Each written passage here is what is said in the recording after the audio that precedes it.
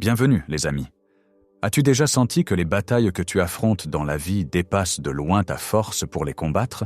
As-tu déjà eu l'impression d'être entouré non seulement par les problèmes du monde, mais par une lourdeur qui semble écraser ton âme même? Aujourd'hui, nous allons ouvrir la porte d'une cellule silencieuse à San Giovanni Rotondo pour être témoin d'une révélation qui change tout ce que nous savons sur le combat spirituel.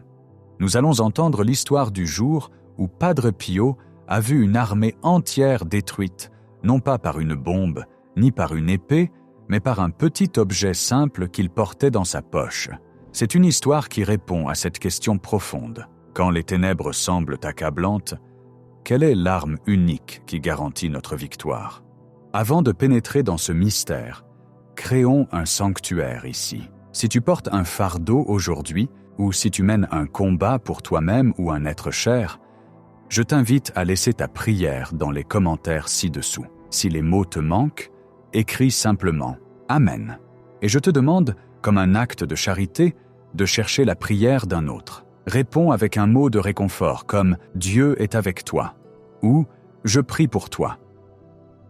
Que personne dans cette communauté ne marche seul. Dans ce cercle de charité, nous trouvons notre force.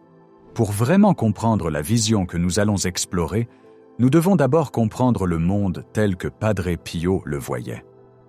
Pour beaucoup d'entre nous, l'air environnant semble vide, peut-être rempli seulement par le vent ou les bruits de la journée. Mais pour Saint Pio de Pietrelcina, l'air était un champ de bataille.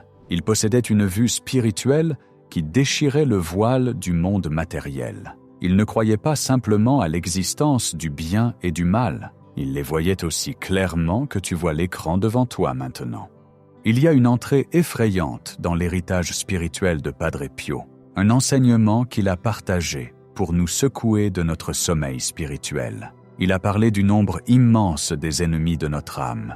Il a dit un jour, avec une gravité qui terrifiait ceux qui l'écoutaient, « Si tous les démons pouvaient prendre un corps aussi petit qu'un grain de sable, ils obscurciraient le soleil. » Réfléchis à cette image un instant.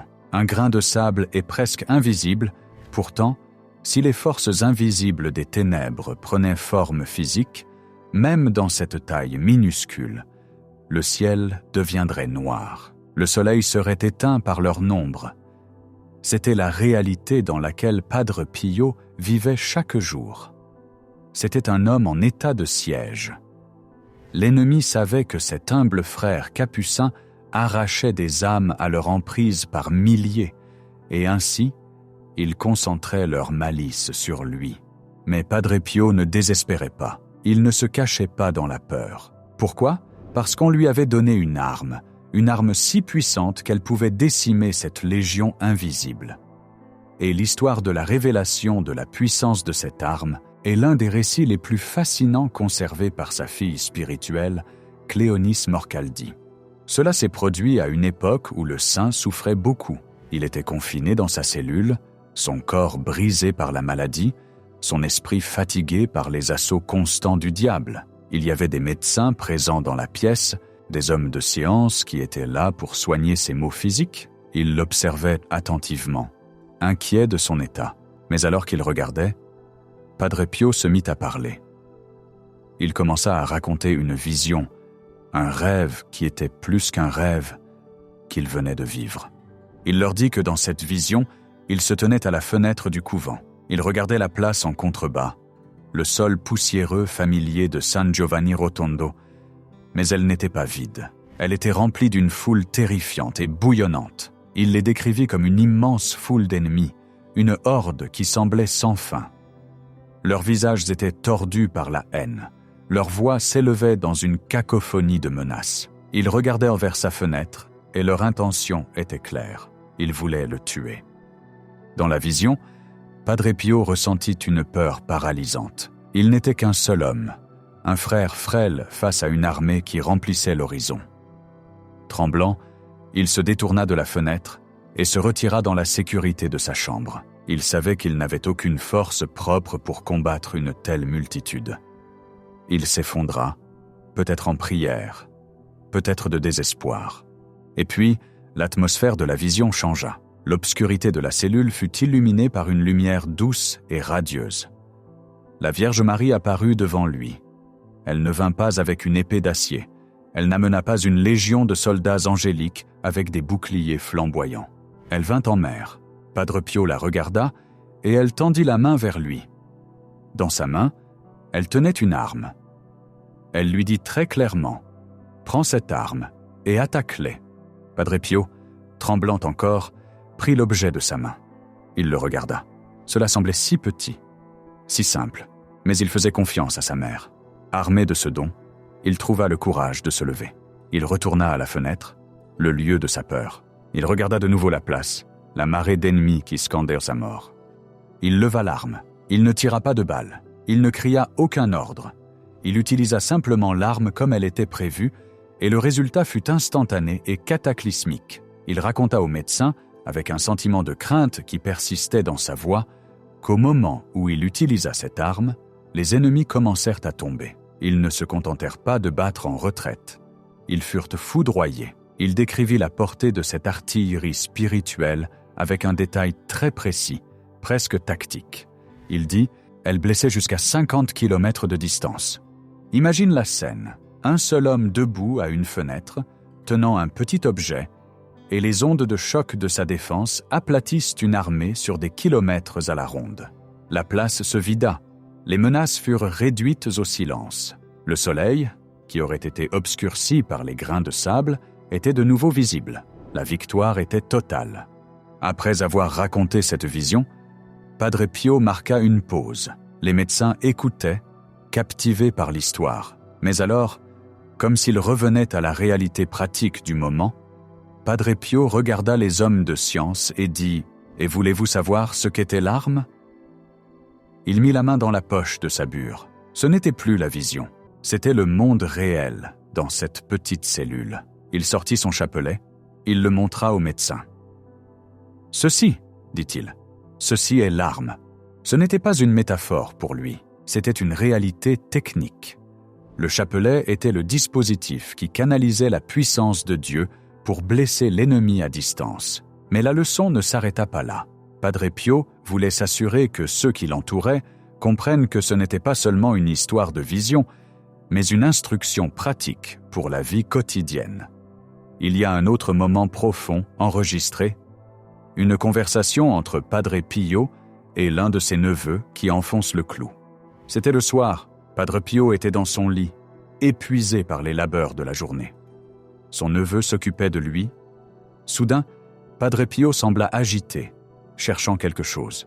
Il regarda son neveu et dit avec urgence « Prends l'arme dans ma poche ».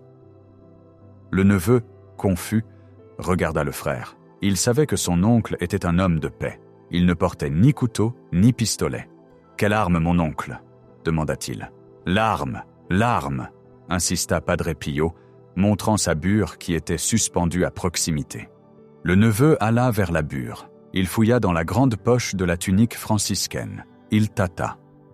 Il trouva un mouchoir. Il trouva quelques petits objets et il trouva le chapelet. Il sortit le chapelet et se tourna vers Padre Pio, en le tenant en l'air. Avec un mélange de confusion et peut-être un peu d'amusement, il dit « Mon oncle, il n'y a pas d'arme ici, ce n'est qu'un chapelet. » Padre Pio le regarda, les yeux flamboyants de ce feu spirituel intense qui le définissait. Il répondit immédiatement « Et n'est-ce pas une arme ?»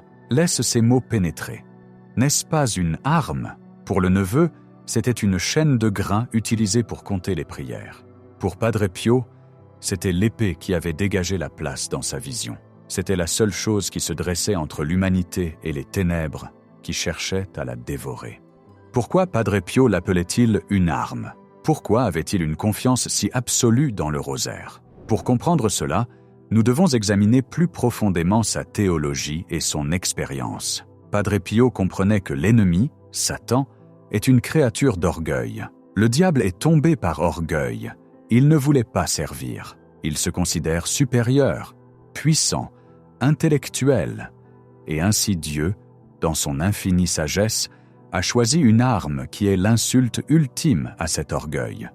Le rosaire est une prière des simples. C'est une prière des humbles. Elle implique d'égrener de petites perles de répéter les mots d'une jeune fille juive de Nazareth et les mots de l'ange Gabriel. Pour l'intellect orgueilleux de l'ange déchu, c'est ridicule, c'est répétitif, c'est modeste, et c'est exactement pourquoi cela le brûle.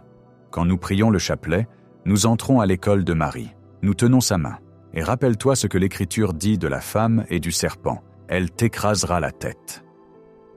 Padre Pio savait que chaque « Je vous salue Marie » était un coup porté à la tête du serpent. Il savait que lorsqu'il tenait le chapelet, il tenait la main de la reine du ciel, et là où est la reine, l'ennemi ne peut tenir. Dans cette vision dans la cellule, quand la Vierge lui a donné l'arme, elle lui donnait sa propre puissance. Elle disait « Tu es trop petit pour combattre cette armée, Francesco, mais je ne le suis pas. Utilise ma prière et je combattrai pour toi. » Le détail sur l'arme blessant jusqu'à 50 km de distance est incroyablement significatif. Il nous dit que nos prières ne sont pas limitées par l'espace. Tu pries peut-être seul dans ta chambre, ayant l'impression que ta voix heurte le plafond, mais dans le domaine spirituel, les ondes de choc de ce chapelet voyagent. Elles atteignent tes enfants qui sont loin.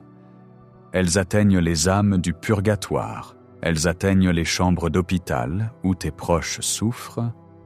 Elles repoussent les ténèbres sur toute ta ville. Padre Pio ne disait pas seulement le chapelet, il le vivait. On le voyait souvent la main dans la poche, serrant ses grains. Il le priait constamment. Il l'appelait l'arme parce qu'il était toujours de garde. Il savait que s'il lâchait cette chaîne, les grains de sable, les démons, allaient déferler. Il a dit un jour, le chapelet est l'arme pour ces temps-ci. Il n'a pas dit que c'était une arme, une option parmi tant d'autres.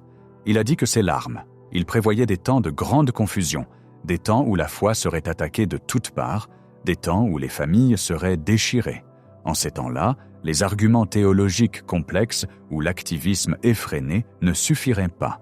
Nous aurions besoin de la puissance protectrice directe de la Mère de Dieu.